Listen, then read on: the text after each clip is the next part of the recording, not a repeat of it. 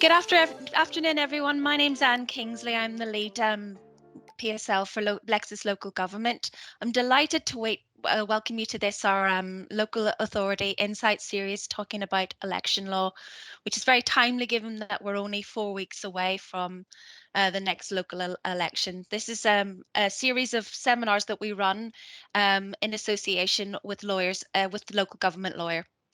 I'm delighted to say we have two of the most preeminent election lawyers in the country with us today, and they're going to be talking about what are the most common and tricky issues faced by a local authority when running an election, how changes to election law might affect this year's elections, especially in Wales, dealing with the crisis and what returning officers should do and who they can turn to if things fall apart, and the progress of the elections bill and how this might affect future elections. So with all that said, I'm delighted to introduce you to our panelists today. We have Mark Heath, who has over 30 years experience in the public sector, working for many years with Southampton City Council, where he was the council solicitor and monitoring officer. He remains as the returning officer for elections in Southampton, a post he's held since 1994. He's also covered he's also been the Southeast Regional Returning Office for the European elections in 2009 and 2014, the Regional Counting Office for the Southeast region for the alternative vote referendum in 2011 and the European referendum in 2016, the Police Area Returning Officer for Hampshire for the Police and Crime Commissioner elections in 2012 and 2016. And he serves on a number of groups convened by the government and the Electoral Commission on electoral law policy and practice. He's currently a consultant with VWV in Bristol and specialises in public sector, as you know. He's joined today by Emyr Thomas, who is a partner and parliamentary agent at Sharp Pritchard LLP. And Emyr advises election administrators on the complex procedural requirements connected with running elections and referendums, returning officers when the conduct of an election is challenged, including on some of the most significant election cases of the past decade. He advises non-aligned campaigning organisations on spending during election periods and has advised individuals and organisations who've been the subject of investigations by the Electoral Commission. So on behalf of everyone attending today, thank you very much for agreeing to do this, and over to you, Mark and Emyr. Well, thank you very much indeed, Anne, and thank you everyone for joining us today. I'm going to kick things off by asking Mark, what are the most common and what are the most tricky issues in your experience, Mark, which are encountered by returning officers when running elections? Hello and good afternoon, everybody, and thanks, Emyr. So, I mean, I think there are a range of ways of cutting this, and probably I would say the first thing is that when you start to try to think of this, and certainly when you're running an election as a returning officer or deputy returning officer or electoral services manager, you need to approach this from a number of different angles. So you can look at the sort of the main building blocks in terms of what, and then also the main stages in the process. So it's people, venues, buildings, supplies, systems, whether they're IT systems or just a systemic process, capacity and resources. And I think those are the sort of the main headings, and particularly it feels to me that capacity and resources are becoming a major issue in terms of delivering polls, particularly with COVID-like, call it what you will, but nevertheless the pressures are still there. They've always been there. I just think they're worse. But then if you break it down into the various stages of the election, you've got, for example, the absent vote process, particularly the sending out of and receipt back of postal votes. Self-evidently, and I always say this because although it's electoral registration officer as compared to returning officer, registration is the gateway to democracy. So I always include in my thinking how the registration process is going to work, particularly now it's event driven and particularly now it butts right up and overlaps into the quotes electoral process. So for me, electoral registration is absolutely fundamental, but also the overlap leads to other issues, and some of the overlaps are the biggest problems.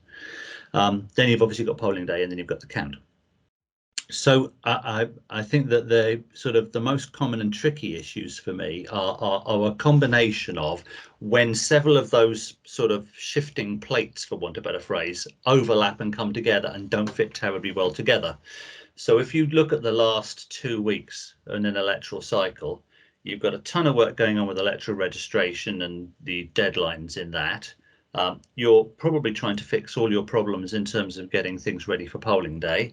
If you're like me, and it doesn't happen every year these days, but I went through a spate of it, somebody decides to burn down one of your polling stations, usually within 48 hours of polling day, and you're trying to find a polling station. Some of your staff decide that actually, with the benefit of hindsight, they'd rather not come and staff that polling station, or unfortunately they're ill, or whatever else it is, but suddenly your staffing numbers dwindle. And it's all of those things that are coming together at the same time. If you then add into that the sort of perfect storm that you can have, and some colleagues experienced certainly last year in the polls where they struggled to get ballot papers printed, it can become a bit of a perfect storm. So I think the most common and tricky problems that people encounter are actually where you get a combination of issues that aren't necessarily each of them show-stopping or significant, although you can have those. But it's when you get that combination and the overlap and where that fits into the timing schedule.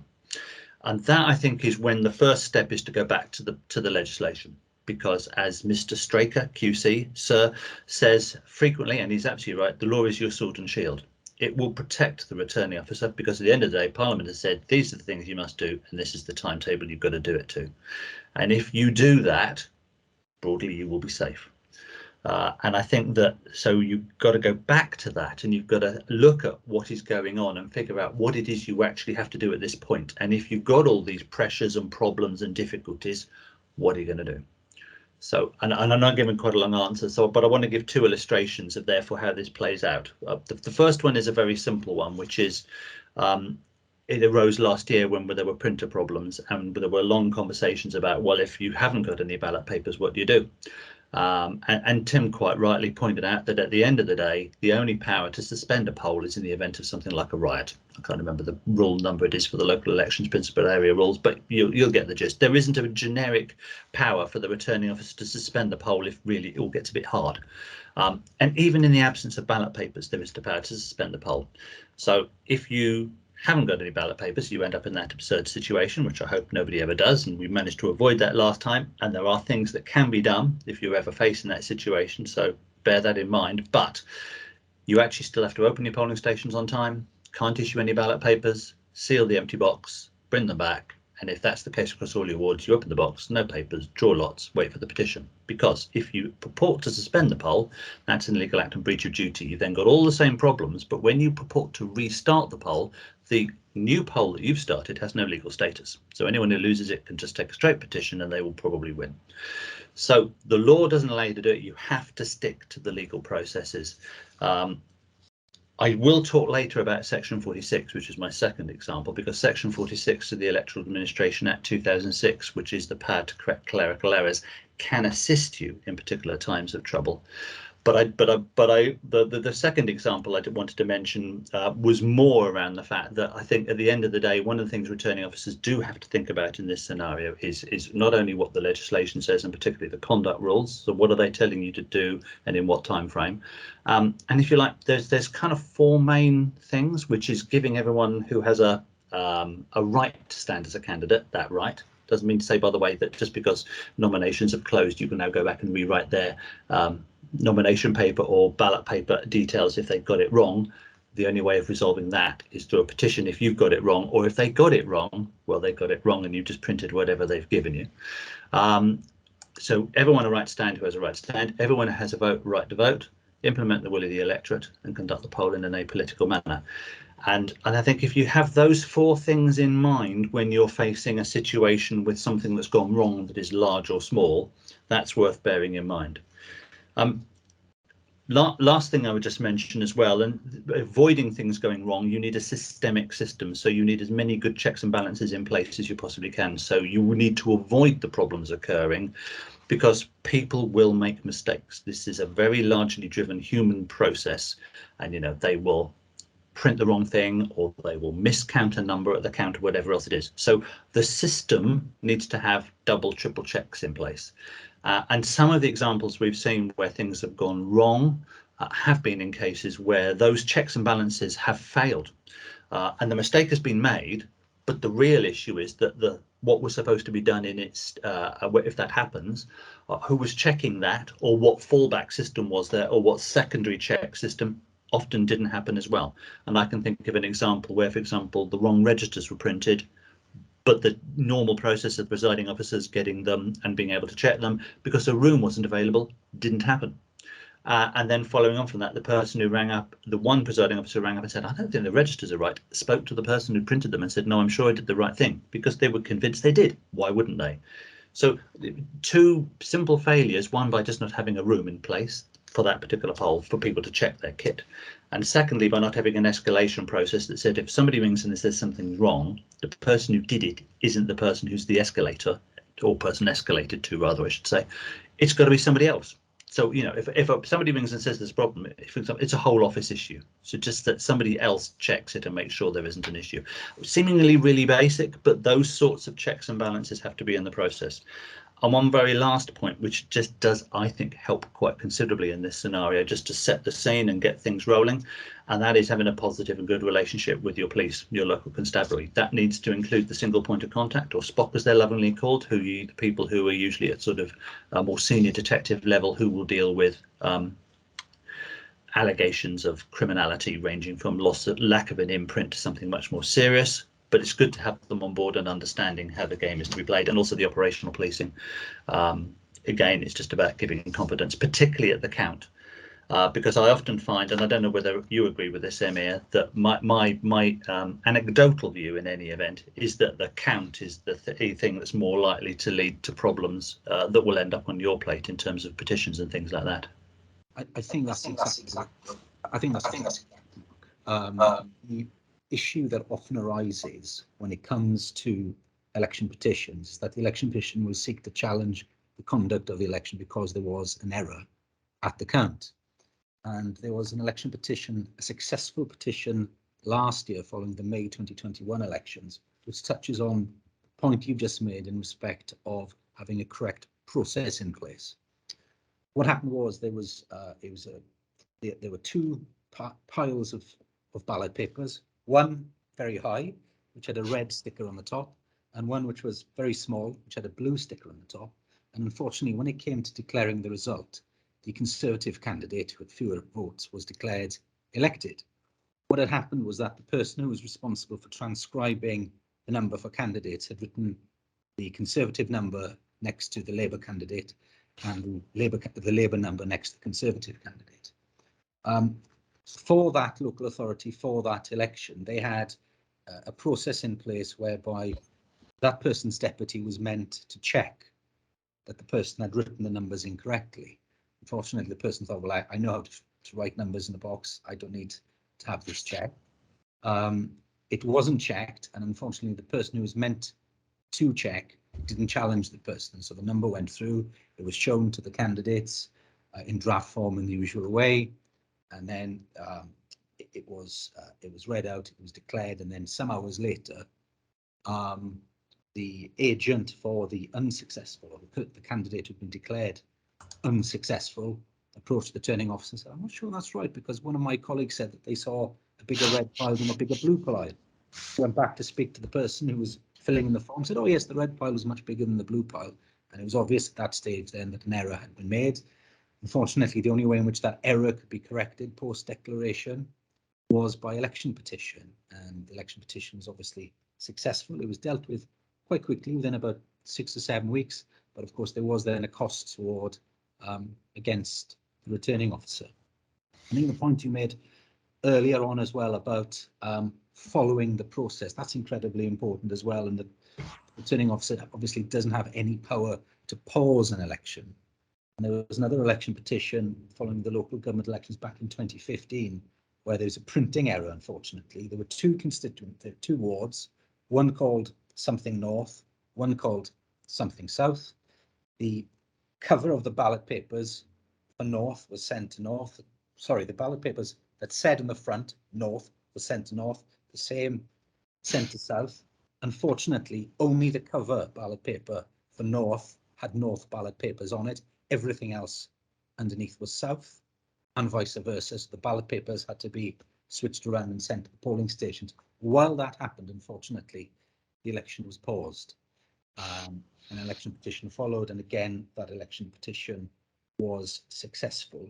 While that was a breach of the official duty, as you say, the courts were very sympathetic because they appreciated that it was not an error of the returning officer. Well, the pause was an error of the returning officer, but the ultimate error, the cause of the problem, started, unfortunately, with the printers.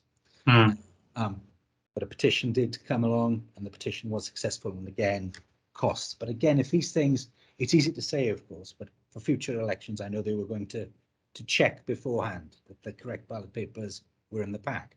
And for the other example that I mentioned a moment ago about the person not checking, for future elections, the checker and the deputy checker will both have to sign off on a form to confirm that they've done it. So it's, as you said, it's having those systems in place, having those checks and balances in place, and making sure that people adhere to them. Because while these things are covered in training pre-election, if they're not adhered to, that can be problematic.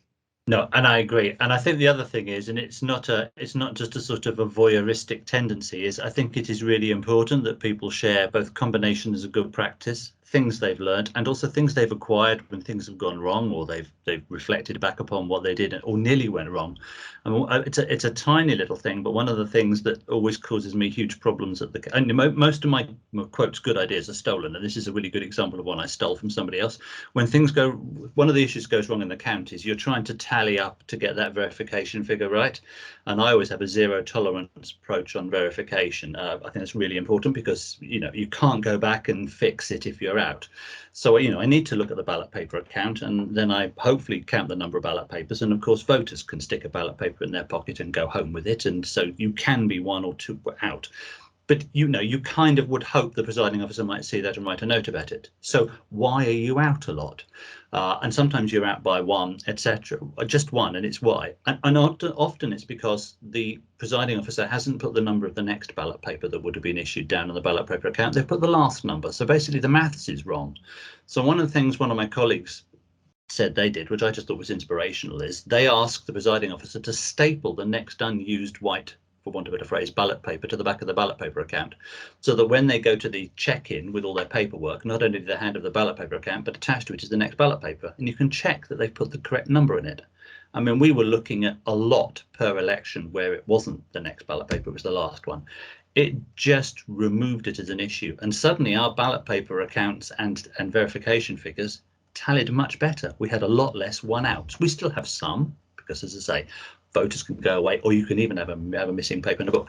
But that was a little bit of learning from somebody else that we built into our process.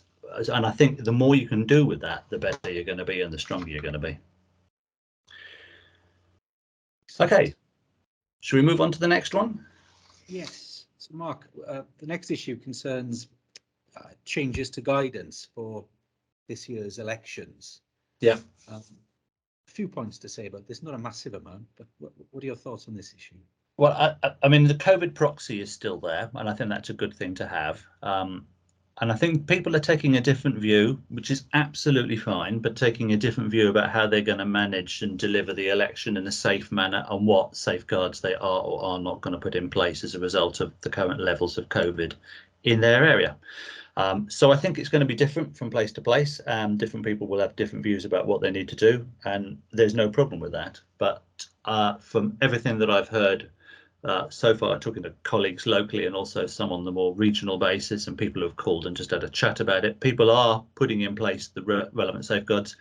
I mean, if you go back to the government's website on COVID, there is still guidance about people can wear face masks, and that if you're operating in a sort of semi-commercial basis, and you think polling stations fit into that, you have accumulations of people who are not normally together in small spaces, there's a whole range of things you need to think about.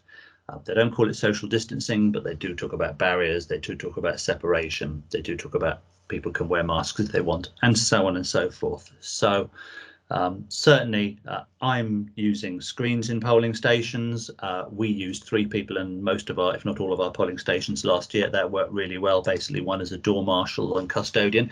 That interestingly had an interesting payback for us, we felt, because we get quite a lot of questions when people come into polling stations who want clarification or want to have the process explained or are not used to it. Not everyone, of course, but we had.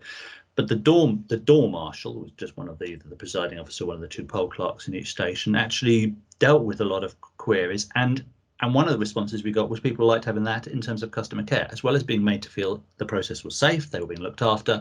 But if they had any questions, they had somebody to ask before they got in. So we think that's something we might think about doing in the future when COVID is not an issue, he said piously, hopefully touching every piece of veneer he can find in his room. But so we're still going down some of the routes. We're obviously not saying to people you have to wear a mask when you come in, but you can if you wish to do so. And please feel free to bring a pen, biro, crayon, piece of charcoal, whatever you like. And the count also will be run in a way where there are screens and safeguards and other things in place, and we'll have a cleaning protocol. So it's not as heavy as it was last year, but it's also not as lightweight as some people might like. But it's Mike Colbus, the return officer, and I know other people are doing the same. So I think the answer is there's less prescription, and certainly there's no guidance around campaigning or anything like that there was last year. But there is still clearly some proper consideration for returning officers to take around some kind of health and safety / risk analysis, local advice from the relevant public health specialists, etc., etc. And it's a topic obviously to keep on top of, depending upon what's going on with the numbers and all the rest of the things that we're dealing with. And of course, it has a knock-on effect. Depending upon what it's like in the local area in terms of things like staffing, access to premises. And please don't forget finding out how your suppliers are coping, because one of the things that people got bitten on last year was some of the suppliers, whether it was porta cabins or other things like printing, they were struggling. And if they're struggling, you need to know they're struggling to work out what that might look like for you. So I think there's a bunch of stuff just to keep on top of around that still. We just had an issue that pop up in the chat, Mark, saying that in terms of the meet and greet person that you just described and how that person might be useful when in future, and it's an issue we'll come to talk about in a moment, when voters have to bring along some kind of voter identification to the polling station. So yeah, we can be used to seeing someone carrying out that function pre-polling station at future elections, do you think?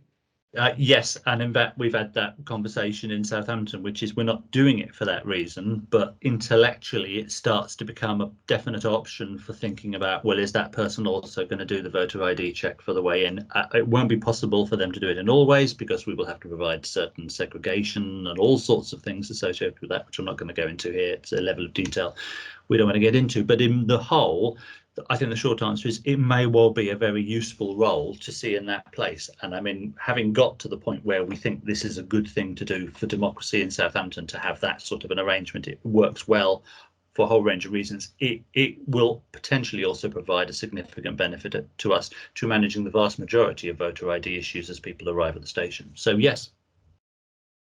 So potentially something that's here to stay. Yeah, well, for me it is.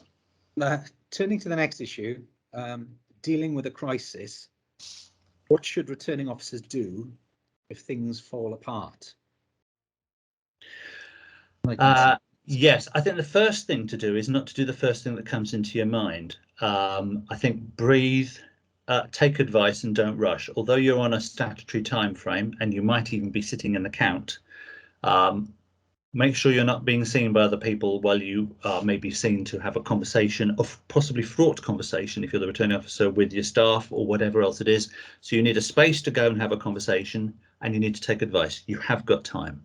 And I say that for 2 reasons. The rules are prescriptive, they are the sword and the shield, and the number of times people ring up and say, we've had this problem and we're thinking of doing this, and I go, stop, because the solution is infinitely worse than the problem. It sounds a strange place to start, but I always remind people that if you're going to get a challenge as the returning officer in relation to election, and Emyr, you will say this better than me when I butt it back to you, but the gist is this. If you've substantially complied with the rules and your failure has not affected the result, you're probably going to be safe. So it might seem, and you might be getting a lot of heat over something that's gone wrong, but if you apply that test to it and then ask the question, well, actually, what is my solution, and is my solution legally allowed, you could actually not have a problem, and you could be creating a problem. And I've seen that too often, let alone, your problem is relatively small scale, but then it becomes magnified hugely because the solution that you come up with is way outside the rules and way outside the time frame, and you might feel it's the right thing to do, but it's better to plow on. So don't do the first thing that comes to mind. It might be what you do, but pause, stop, talk to some people, take advice, and just take a little bit of time. And bear in mind, if it's not substantial non-compliance and it doesn't affect the result, it might be best to do nothing. Despite the heat, that might be the right thing to do. Do also please bear in mind Section 46, 2006 Act for Local Elections and General. That's the one to the power to correct excuse my French, the power to correct clerical errors. I never knew that was a tongue twister till I just said it. However, but go with care. It's not an automatic panacea to all evils. It doesn't allow you to rewrite the entire statutory framework, but equally, it is the power to correct things that have gone wrong. So, for example, we know that if you declare the wrong result by a slip of a tongue and you literally within 10-30 seconds turn and say, no, I didn't mean that, not recounting the balance. I didn't mean A Smith, I meant J Smith, sorry, I misspoke. The person I meant to declare as the resigner, you're fine. I've had ballot papers come back from presiding officers who decided, despite the fact it's been many years since we had counterfoils, that it'd be really nice if they wrote the voter number on the back of every ballot paper, which theoretically means that although they're meant to be counted face up, you can identify the voter. So I use Section 46 to enable me to overcome that as a clerical error, insist the ballot papers are emptied out face up, ballot box empty, check, then tell people they can step forward, but they're not allowed to see the back of the papers because they never could, but it has got the number on it, which shouldn't be there, but I'm going to use Section 46 to get myself over it, which interestingly, by the way, then means I'm not in substantial non-compliance with the rules as well.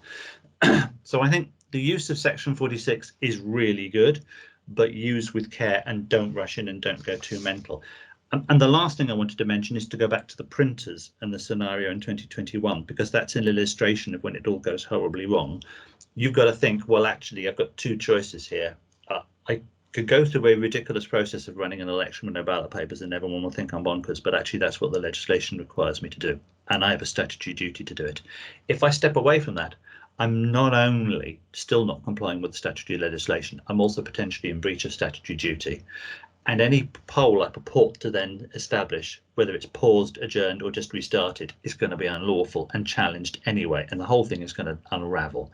So actually, you've got to stick to what the legislation says, what the conduct rules say, and the timetable, and that is the bottom line. The show must go on, as Quinn said, and really, that's a really important lesson from that. I mean, what do you think, Emyr? Yeah, I agree entirely. The statutory timetable is there. There's no power to pause. There's no power to mess around with the timetable. And the way that the system has been designed, and as frustrating as this is for anyone who's affected by an error which has occurred at some point during the election, that is designed to be dealt with after the election by election petition. You said a moment ago, didn't you, Mark, that if there's a problem with nominations, well, nominations are closed now. The candidates, their names will be on the ballot papers. If there is an issue, then it'll be dealt with petition in probably sometime in July or later. And yes, absolutely. One must be remembered now, while it may be again a frustrating point perhaps for people who aren't involved in the administration of elections, is that Parliament hasn't demanded that elections must be conducted perfectly. Parliament has demanded that elections must be conducted in substantial accordance with the rules. As you said, sorry, in strict accordance with the rules. It's substantial in accordance with the rules. And then the way to consider that, in my experience, is that you look at the election as a whole, not just on polling day. You look at it from, from the publication of the notice of the election right through to the declaration, and all of those steps, the dozens and dozens of steps the returning officer must take, and the returning officer staff between those two dates, they add up to many dozens of steps. And provided that you've complied with those steps, provided that any error doesn't affect the result, and as you say, the result should be fine. That provision, Section 48 of the Representation of the People's Act, really is, I think, the returning officer's friend, particularly in the way in which the Court of Appeal has considered it. Now, not many election petition cases have gone to the Court of Appeal. They're usually dealt with either by the Election Court or in the High Court. But there was one in 1975, Morgan v Simpson, which did go to the Court of Appeal. In that case, they did look at what is now Section 48 of the Representation of the People Act, and they did consider what does substantially in accordance with the laws to elections mean. And the way they looked at it, and they said, well, it's difficult to describe that, but what we can say is we can look at examples of things which weren't substantially in accordance with elections. And it's a very, very high test indeed.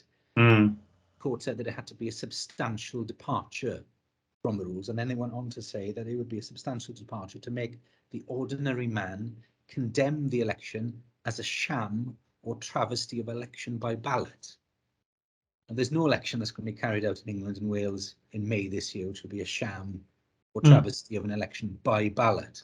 And the examples that they gave of shams or elections or travesties was elections where people who were entitled to vote to be candidates weren't. So they should have been on the ballot papers, but they weren't. And examples of polling stations which hadn't been open all day. So these are really horrific examples, and they look back to case law in the 19th century, etc. So very unlikely that an election will be tripped up on that ground. So that's why it's so important at the county to get it right and to have those checks in place, because if an election is to be overturned, then it's most likely to be overturned because of an error which occurred at the count. And I think that the point you made also, Mark, about the solution being worse than the problem potentially, that's also an important point as well, because if it appears there is an error, there will be pressure on the returning officer and the returning officer's team from candidates and from existing members to do something. And I've been in situations before where there'd been an error, but the ballot papers had been sealed, they'd be in the proper way, and an inexperienced elections manager was basically bullied by members to carry out an unofficial count. So opened the sealed packets and carried out an unofficial count just to double check the declared result. And of course, as you know, the rules say that the sealed packets cannot be opened without an order of the county court, the High Court, or the election court. So that was clearly a breach of the official duties. So they came to me and they said, "Oh, what should we do?" Now, the courts have said that the local authority's usual the duty of candour is a duty of candour squared when it comes to election. So I said, well, what you've got to do is you've got to write to the candidates and the agents. You've got to explain what happened. You've got to explain this breach, and the effect of the breach was in fact that there had been an error and that the result had been different. And explain this, and then just state that if anyone wishes to bring that the only way that the election can be challenged can be questions by election petition, and leave it at that, and explain that the returning officer cannot and will not give advice. Election petition duly followed, and the result was overturned. But but again, on that case, the statement was produced where it is explained the situation in which the unofficial count, as we called it, took place.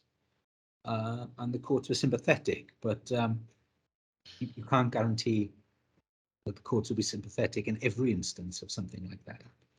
Yeah. And just to ram home the point that sealed packets mustn't be opened without an order of the court, because the court could have taken a much dimmer view. Yeah, they could have done. Absolutely. Yeah. Terrific. Shall we move on to future events? Because although the election bill may well have royal assent by the time we're counting pieces of paper with crosses on them, or at least we hopefully are, obviously its significance can't be argued against. So progress of the election bill and how it might affect the running of future elections. Would you like to have first dibs? Well, yes, the bill is obviously it's gone through all its stages in the House of Commons, and it's now at report stage in the House of Lords. I think Parliament prorogues on the 28th of April. Yeah. So it's expected that the bill will get the royal assent on the 28th of April. But obviously, the way that the bill is set out is that none, apart from a small number of provisions, which we're not going to touch on. None of the provisions of the bill will come into force until subsequent commencement orders are made. And it's possible that some of the provisions might never come into force if those orders aren't made. Of course, the most important, I suppose, for returning officers and the provision that's the most newsworthy provision concerns voter identification.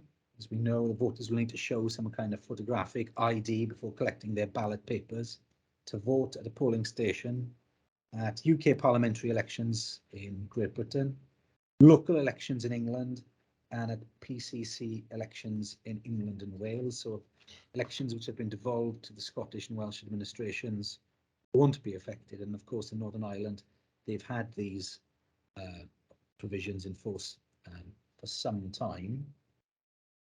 Acceptable photographic identification under the bill includes passports and driver's licenses, various travel passes, photo card, parking permits.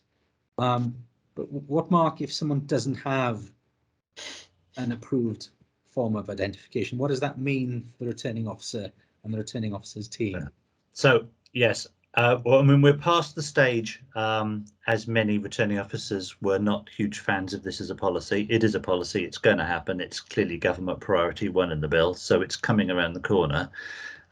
The beloved local voter card or equivalent provided by your friendly local authority is going to be the solution. Now, at the moment, it looks like there will be an IT solution, a bit like the registration to vote solution currently run by central government, made available by central government, produced by them, so that most people will go online, although you don't have to, in order to get your voter ID card if you don't have other forms of ID.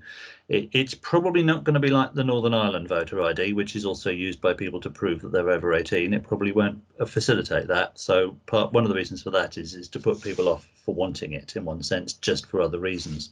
So it's likely to be very much bespoke. And in most cases, people will go online. There's a due process to go through. It'll be a fairly straightforward automated process with minimum intervention by the elections team, ERO, and then a whatever it is company who produces plastic pieces of card will dispatch a piece of card which will be posted to the punter, and everyone's happy. And that all sounds absolutely fine. I think where my concern, and certainly my colleagues who are currently involved in very positive dialogue with civil servants is concerned, is that unlike the Northern Ireland scenario where there is a cut-off, I think, of about 10 working or 10 days, I can't remember which it is, but it's well in advance of polling day. The proposed cut-off is going to be 5 p.m. on the day before polling day for the UK. That's where we are at the moment. And quite clearly, the system that I've outlined won't generate pieces of plastic for a period of time just before polling day that then get sent out and are made available to the voters, because that's not going to happen. So for the period just before polling day, in essence, the system will switch, and the elections team, the ERO, but it's going to be the same team as are trying to run the poll, will have the joy of trying to produce voter ID cards, possibly with holograms on them or whatever else it is, or printing them on A4 paper.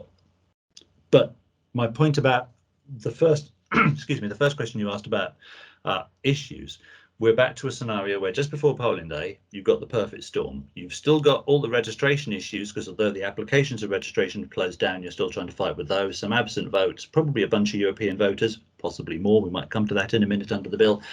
And now you're also having to issue voter ID. Now, clearly, everyone will encourage people to get it sorted well in advance.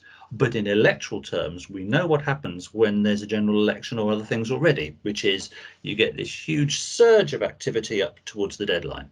If the deadline is 5 p.m, you're going to have this huge surge of activity, we fear, with people wanting temporary voter ID cards or these short-term voter ID cards or whatever they are, but the activity will rest back with the elections team and the RO. And that is a real major concern. I mean, we're trying at the moment to try to persuade government, if not in the first blush of youth of the life of the Act, at least in the second form, to enable some of them to be dispatched virtually. So in other words, you produce a virtual card, and if the punter has a mobile phone or an email address, they can have it electronically. We're working on that. We are nowhere near success at the moment, but But even if the answer is, well, not everyone's got a mobile phone or an email address, if 80% of the people who wanted them could have it like that, then that would mean we've only got to find ways of printing 20% on the night before polling day and either getting them out to polling stations or having to say to the punters, which seems to be the gist coming from government, if you want your card, you have to come into the elections office to get it.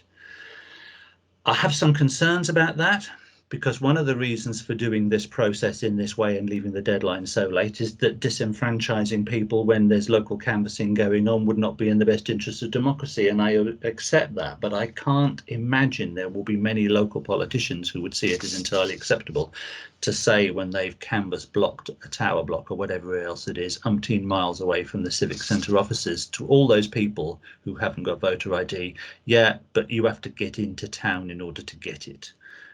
So I think there's a lot more mileage, and I am of all the issues around, it's not the production of voter ID per se, it's the fact that with the system we've got, the fragilities that we've got, the risks that we've got, the capacity and resource issues we've got, here's another one, and nothing can be seen in isolation. It's all the interdependencies and links, and it's all that time frame. So when you look at that time frame, if it was the deadline was 10 days out, I don't think there would be as much of an issue. And you notice I've not talked about what goes on in polling stations. I think that in this range of things is not even on the radar.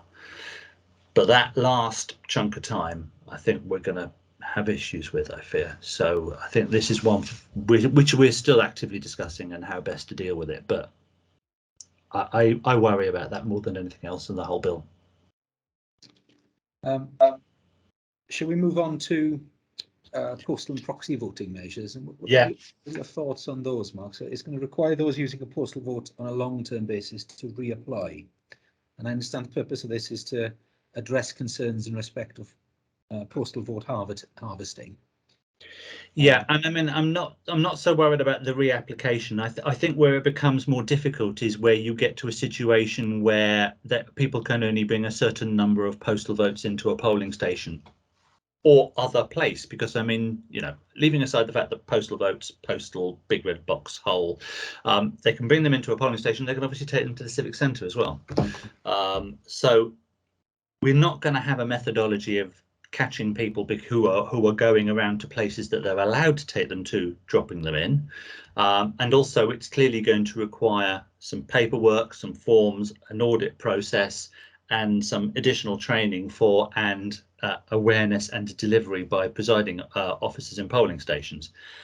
I think it's designed, if I'm being candid with you, was more of a disincentive against harvesting rather than a robust, enforceable thing, because there is just so many gaps in it, if I'm being frank with you.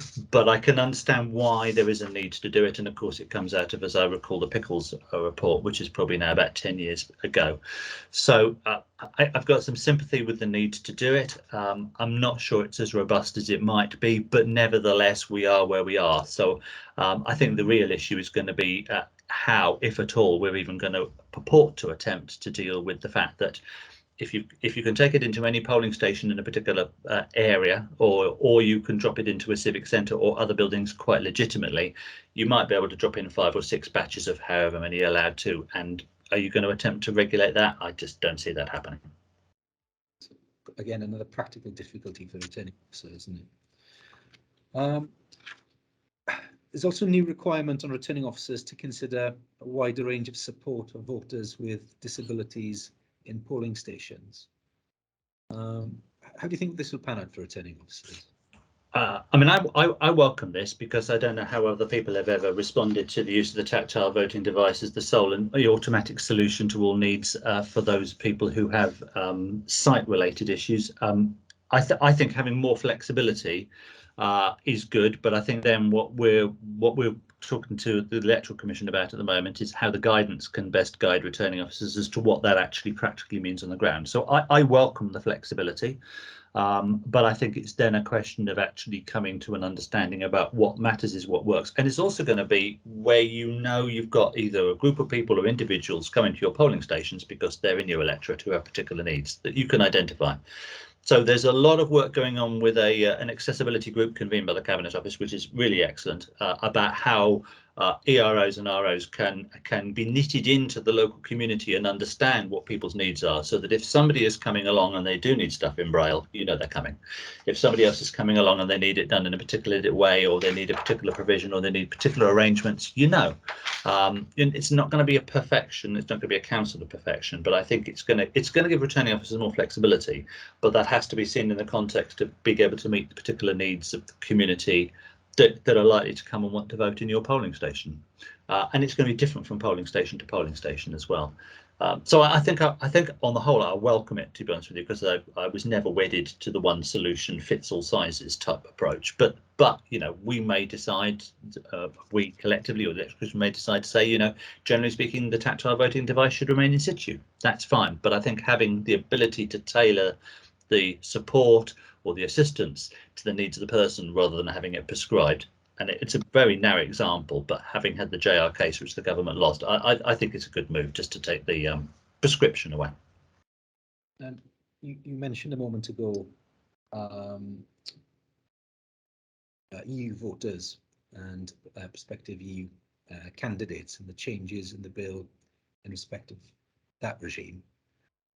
And the fact that under the bill, EU citizens will have to be in one of two groups to participate in certain elections, either a citizen of a EU member state with which UK has a voting rights agreement, or that they've been continuously resident in the UK since a certain date. However, of course, those provisions don't bite on EU citizens who are from Cyprus or Malta because they're members of the Commonwealth, or indeed Irish citizens. Again, this is another burden for returning officers that they're going to have to sort out, isn't it? Well, yes, I mean, technically speaking, EROs and ROs, but you're absolutely right. And I mean, the bizarre thing is that, you know, reading the runes, when I may be misreading the runes, but we could end up taking a lot of people out, and then when an agreement is reached, sticking them back in again. So I think that, you know, I can understand why we are where we are, but we have to, I think about ways in which there is the ability to at least preserve a record that can be reused of people we have taken off, so that should there then be a bilateral or unilateral agreement between country A and the UK, that means they can then go back onto the register and take part and enter into the franchise again. We've got at least a base list to start from to start contacting people. But these conversations are going to take some time, and I think one of the things that comes out of the bill is, you know, it's broadly an enabling piece of primary legislation that not only requires commencement orders, but lashings of secondary legislation. So, you know, we're going to have yet another bill with a ton of law and another volume of all the legal encyclopedias, and it's going to be an overlay of an overlay of an overlay and an amendment and an amendment, etc. And, you know, I think there may have been some progress indeed in some aspects of the delivery of this particular part. There may be some agreements in place by the time it gets brought into force in any event. So I think you're right. I think it is another change. And I mentioned, you know, registration is the gateway to the democracy. You know, the starting point is to set your franchise up and have a register that broadly represents the people who should be able to vote, etc. So it is another thing to be done. And it is likely to be another thing that I suspect will be done at the last minute, but that's just the way of the world when you come to running an election.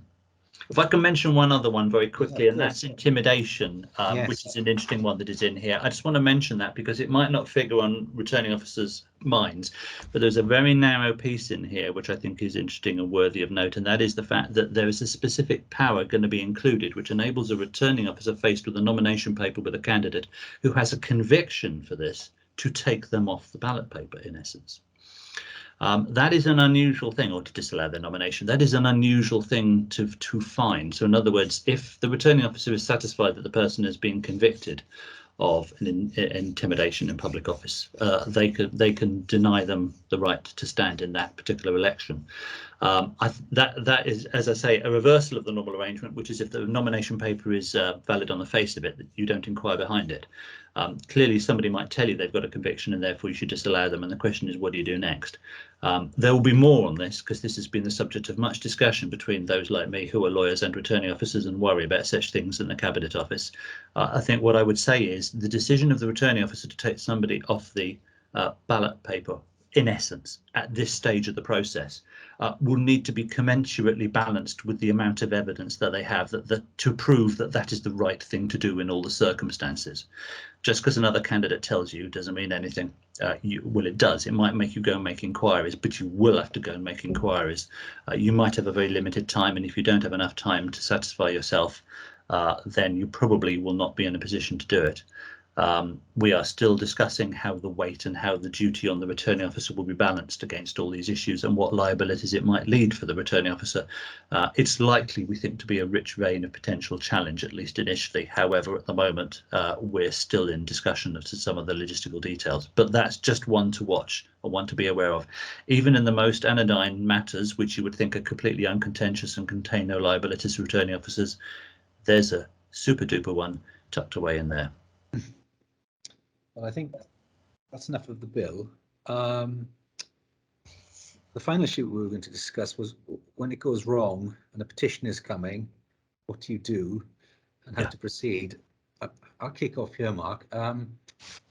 If you do get an idea that something has gone wrong and you do suspect that a petition is coming, then I think the best thing to do is an obvious thing is to take a note as quickly as you can, a contemporaneous note of the issue, of the problem, get it written down.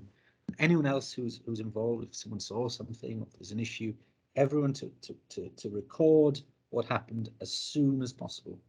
Because if there's going to be a trial of a petition, or if there's going to be any kind of hearing, and a witness statement will need to be provided, obviously people forget things. It's better to get things done as quickly as possible. If a petition does land on your desk, the important thing to do is to check that the petition complies with the formalities as set out in the election petition rules, because if a petition satisfies the formalities, then the default position is that it can proceed to a trial, even if the petition is completely without merit. And you cannot apply to strike out an unmeritorious election petition on the grounds. It can only be struck out on a failure of the formality, so it's not served within time, or the security of costs hasn't been paid. So if one does land on your desk, do check again the formalities to see if there's a technical argument on which you can strike out an unmeritorious petition. Sound advice. Yeah, and I think the thing about taking a note is really, really important, to be honest with you, because again, it's something that we bang on when we train returning officers. Take a note of the most contentious things, and if you feel that something might be moving towards a danger area, then get a note taken and get everybody to write it down. And I've ended up seeing some really ghastly, very thick blue pen notes, but where they were contemporaneous, clearly done in a massive hurry, squiggled, but they said what needed to be said, produced in court. And, you know, tried not to do that, but nevertheless, if that's what it ends up with, that's what it ends up with. Absolutely. Well, I think we've come up to our time, Mark. I think we have. Have indeed. There's one question in the chat, if you've got 2 seconds to answer, that'd be quite interesting. Just a question as to, with COVID, what percentage of postal votes you're expecting and what challenges do you think that presents? Last year we had a medium-sized increase in Southampton, and we've always had about 20-25%, 20% postal votes, and it went up a fair chunk, but not exponentially, if I put it like that. Will we get the same increase again this year? We're expecting around about the same number. We'll run with the same number. The short answer is we have had to, and we did last year, increase our capacity of our postal vote opening. But aside from that, it was fairly straightforward, and we also were quite comfortable with that because we knew that would mean a lower footfall in polling stations, which frankly enabled us to manage them with a little more ease, because, you know, even 5-10% of voters not going to polling stations does make quite a big difference in terms of footfall. And then when you've got the meet and the greet, you don't have the queues and etc. So we had less footfall in polling stations, but we had more people voting by post. But it wasn't so significant. It was like eye-watering or a threat or anything like that. Thank you. Emyr, is there anything you want to add, or are you content to? No, nothing to add to that. That's great. Okay, well, in that instance, it just falls to me to thank you both very much for that extremely enlightening conversation. I hope our attendees have found it useful and helpful, and say goodbye to everyone, and hope everything goes well in 4 weeks' time. And the best of luck to all concerned. Thanks very much. Thank you.